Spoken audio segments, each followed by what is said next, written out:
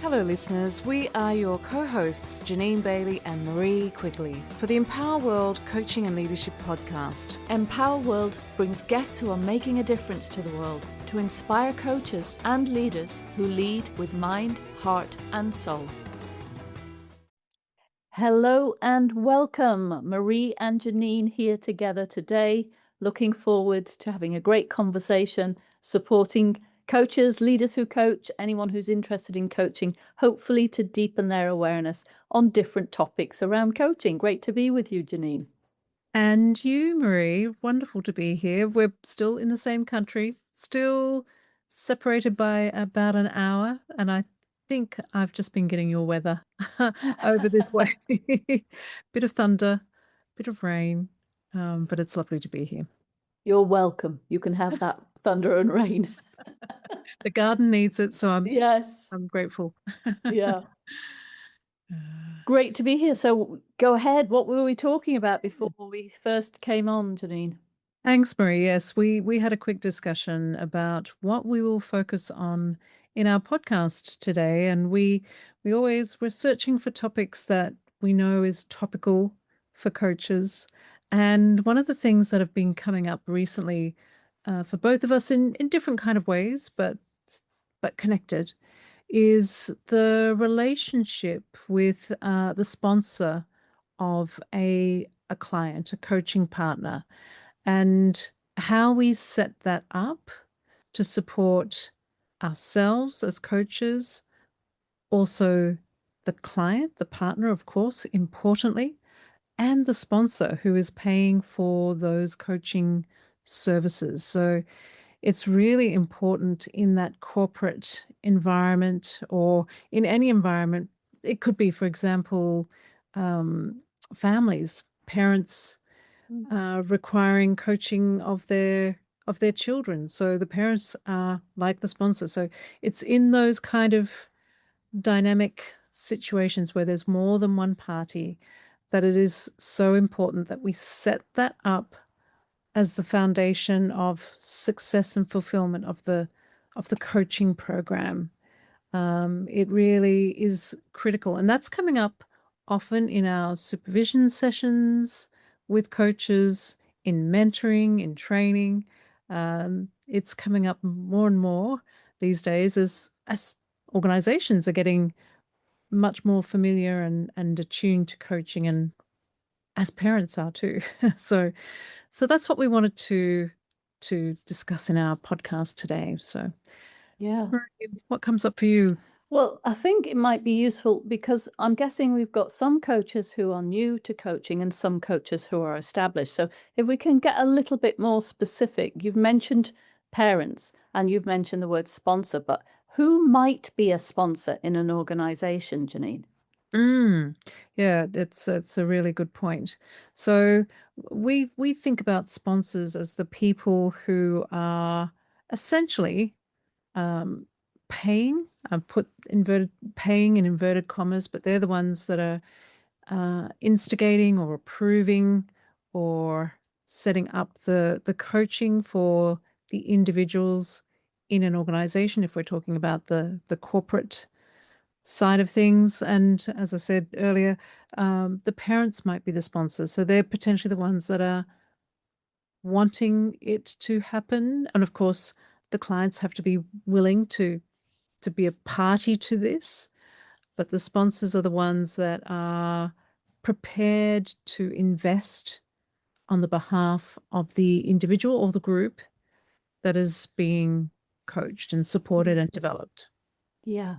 And that could look like in an organization, that could look like more than one sponsor because it could be the manager, or it could be the manager's manager who's instigating that through their teams, who is also going to HR to go and search out for the coach to come in and have chemistry sessions. So there could be different layers to that sponsorship relationship before that even gets to the coach. So in many cases, HR will reach out to me, but there have been steps that have gotten HR involved before it comes to me. And so the three-way agreement that we think about with the sponsor, the the person we're going to be coached and the coach, that they may involve more than 3 people having conversations together. It's so true, Marie. It can be very layered and potentially complex too, because as you have suggested, we've got a number of corporate clients who our main contact person might be the HR individual, and then they are in contact with managers who want or leaders who want their individuals in their coaching, in their team to be coached. And those different layers, and of course HR have got their line manager as well, so maybe they might be involved. So there are all these different parties who potentially want to contribute to the coaching program, and of course we absolutely believe it's all in service of the person who's receiving the coaching, but it can get complex, particularly if the coaching client is perhaps nervous about many people, many layers being involved in their development. There will be some who will, really love it and love all these different layers involved, feedback. Some really embrace feedback. Some perhaps not so. Some perhaps don't feel so safe to be in these conversations, these courageous and vulnerable conversations. So there is complexity. And sometimes it could be simple and sometimes not. And we've experienced Absolutely. both, haven't we? Yeah, yeah. I'm just thinking about one conversation before I even got to talking to the client to seeing if we were a good fit. There was a line manager, there was HR, and there was myself. And as the conversation for thinking about coaching and what the line manager wanted the person I was going to be coaching, ideally, out of the program of coaching, it seemed to me that there was something was amiss. And actually, what I realized, it was a gut instinct, was that they wanted me to do their dirty work of giving feedback to the coachee. And in that meeting, in that three-way meeting that we first started off with, it was clear to me that boundaries needed to be put in place about what my role was going to be, and that I was certainly not going to be the one delivering difficult feedback, because the line manager didn't have the courage to do that. Yeah, that is a wonderful example, Marie, of the need for us as coaches to, when we're in those initial setting up, contracting type of conversations, to identify, does this align with who I am and my purpose and my values and what's important to me? Because if we align ourselves with things that are perhaps about, as you say, perhaps avoiding responsibility, or perhaps what's the term, performance management, trying to, you're part of the process of trying to get rid of someone instead of developing somebody. It's getting clear and trusting your gut, as you did, Marie, to ask those questions as to whether you are a scapegoat, for want of the better word, or are you there to really develop and bring out the best in people? And yes, I have been asked to work with a client who received a not great feedback about them and their performance, and they really wanted her to be able to, let's say, not in a great way, lift her game, so to speak. So it felt like the organization was behind her, yet it was delicate because she was not performing. And because I believed in the organization, I did take on the client, and it was a real turnaround success story for her, and she was eventually promoted. But it doesn't always work out that way. And so we really do need to, as you say, either put in strong boundaries or decide, is this work for me or is it not? Because it's all part of, who you are as a coach. And I guess it's, again, this is an opportunity for reflection, for supervision, to work out what are my values? Who do I want to be as a coach? Who do I want to work with? And so much more. Yeah.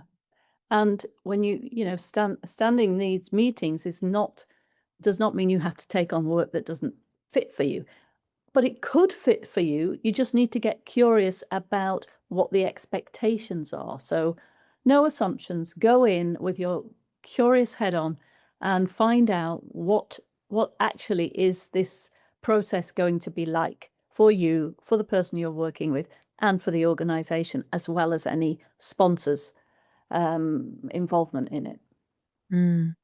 Yes, and I guess it comes back to what we were talking about earlier, Marie, in terms of that contracting. That curiosity, those questions about following your gut, following your intuition, really getting clear about the assignment, the coaching program. And that is starting to set up your ways of working. And part of those ways of working is also that education process in terms of how you work. What is your philosophy? What might happen that perhaps you weren't expecting? For example, coaching can sometimes support people to realize, I am a square peg in a round hole. And this is not what I'm meant to do. So coaching can sometimes support people to recognize, I'm not in the right place. And I've had that experience, and where the coaching sponsor has actually celebrated that because they understood that this person was, as much as they loved this person and really wanted them to succeed, they also realized and recognized they're in the wrong role. So it's having those conversations to really create that awareness and clarity of what could happen and what we are responsible for, what they are responsible for, and so much more. Yeah. Very, very wisely spoken, Janine. Yeah, that's really insightful, Janine. Thank you for sharing that. And so we've got to think about ourselves when we go into contracting, how comfortable we are in our role as a coach. We've got to listen to the different angles that the different sponsors might have in that conversation. And we've also got to name, I think, that when we start working with a person we're going to be coaching, that our priority is with supporting them.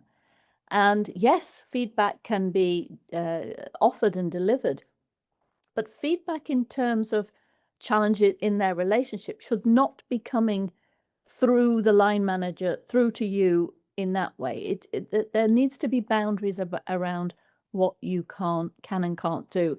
And I know it's challenging when you're starting off in coaching because you don't actually know what you're going to be facing.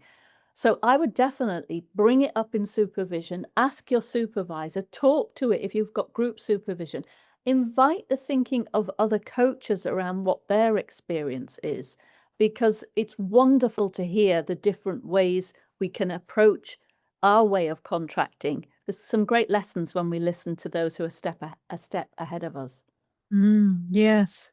And even those who might not be so experienced, but they can still bring in some great wisdom or practices that they've learned from other perhaps coaching schools or through other sources and means and ways. So but I agree, taking these sorts of things to supervision, because when we work in this way, where we're working with sponsor or sponsors,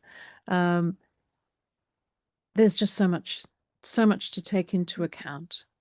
And we want to work ethically. We want to be transparent, to really, in terms of everything that we do as coaches, so that, again, we can create the conditions for a successful coaching program. So, and as you mentioned, getting clear on our boundaries, and particularly in terms of what we will do in terms of how we report in relation to the coaching program. That because we want to set up this program for the safety of the psychological safety of the coaching client, and so we do not share details with the sponsor or sponsors. So we want to contract with the group how we might do that, and maybe it's requesting the client themselves to report back the coaching progress, or maybe there are clear, quantifiable key performance indicators that can be useful. But it's so important that we don't share that information, because that then really does contravene the psychological safety of the individual. Absolutely, yeah. So think about if somebody approaches you for coaching and you go and meet the sponsors and find out about the project and see if you have the capacity to take on this. Then you're meeting with, perhaps in the same meeting with the line manager, you're learning about the organization and the team or line manager's perspective of what they want to focus on. And then you might have to go and have a chemistry session with the person you're working with. It could come before or after. Sometimes it comes before, sometimes it comes after. And then it's worth thinking about coming together again with the person you're going to be coaching in, so you can have a frank conversation with everybody in the room. I've just recently had a lovely four-way conversation. The line manager, HR, and my new client has come into a meeting with me. Brave conversations, really laid things out from different perspectives on the table about what they wanted to get out of coaching. What the line manager wanted was something different than the leader I was working with. There was lots of discussions around it, and they were working their way through it. And I, as a coach, had the ability to listen and invite questions, but not get involved in setting the goals at this stage, staying neutral so that they could work out what was most important. And that was a wonderfully refreshing experience to hearing all parties being brave and then allowing somebody to just ask some questions and support them in their thinking, so that we narrowed down the things that were most important for both the people who were paying and the person I was going to be working with. Yes, that's such an ideal situation, isn't it, Marie, to have that ability to bring all the parties together to support courageous conversations, transparent conversations. And I'm thinking of a client that I'm working with at the moment, who holds a very high global position, and so I suggested that we have this meeting with the HR, the CEO themselves, and myself, but it wasn't taken up. So it's just knowing that can happen at times. Yeah. And so I was still able to have a wonderful conversation with the CEO and the HR individuals, the senior HR individuals, about this person. And the wonderful thing was, they were happy for me to share their ideas and thoughts with the particular client. So it's just knowing that what you, Marie, have described is ideal, and if we can make that happen, fantastic. But it won't. Not all organizations will be prepared to do that. So, and you've got to again just work out, what am I prepared to accept, not accept, in service of the client. Yeah, I think that's absolutely true, Janine. On the opposite end of the scale, I'm working with a brilliant client who has absolutely, in no uncertain terms, said, I don't want my line manager involved in this. The company has given me this. They've said it's optional if my line manager is involved. And they have adamantly said they don't want them as part of this conversation. Now, that's an agreement the organization has made with them. I'm not going to insist that the line manager is part of it because you brought in psychological safety. That would break the trust of the client. It would put them, from their perspective, in a very unsafe space. And for some reason, it just isn't the way they want to work. So you have to respect that too. Yeah, absolutely. So, Marie, as we start to wrap up our conversation today, I'm trusting we've shared that there are many different facets and elements and layers to working with corporates, organizations, and families as well. If you are a coach working with families, of which recently I did have the opportunity to support somebody who is doing that, and it all, it was a supervision session, and when we looked at it, it was around, the challenges they were experiencing was around the contracting piece. So coaches, we trust and hope that this has given you food for thought, and that when you go into these types of situations, that you are potentially really prepared to ask all sorts of different types of questions. So again, invite you to take this to coaching supervision or speak to peers, colleagues who have experienced this to support you to set up the coaching program, everything in it, everyone in it for success. Marie, what are your closing, parting wise words? Yeah, I think stay calm, stay confident in your role as a coach. Know what you are in your role as a coach. If you are used to being a consultant, be mindful of moving into that role. Or if you're used to being a mentor, be mindful of moving into that role. If you can stay in the coach's role and get curious, it's going to support you, I think, to do even braver contracting. Yeah, absolutely. So thank you for listening. And if you found this to be useful, please do let others know. Again, we always invite coaches, leaders who coach to let us know of any topics that you'd like us to bring into the podcast.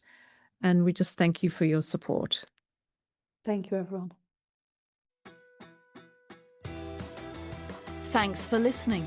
You can find out more about us on our website www.empower-world.com and on our social media networks Facebook, LinkedIn, Twitter, Instagram and YouTube.